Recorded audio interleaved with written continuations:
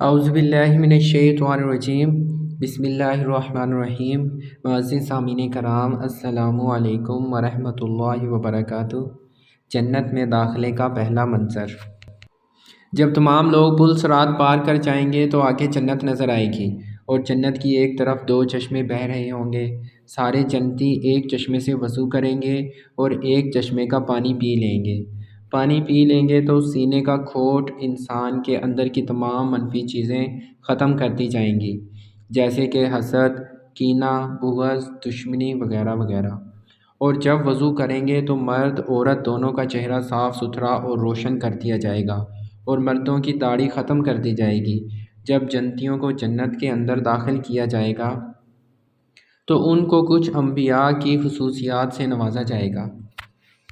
حضرت آدم علیہ السلام کا قد 130 فٹ تھا، تو تمام جنتیوں کا قد 130 فٹ کر دیا جائے گا۔ یوسف علیہ السلام کی خوبصورتی سے نوازا جائے گا، داؤد علیہ السلام کی میٹھی آواز سے نوازا جائے گا، ایوب علیہ السلام کے دل والی صفات سے نوازا جائے گا، عیسیٰ علیہ السلام کی عمر نوازی جائے گی۔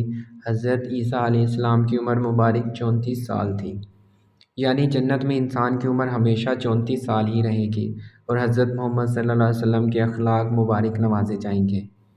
اللہ پاک جنتیوں کو ان 6 نبیوں کی خصوصیات کے ساتھ جنت میں داخل کرے گا۔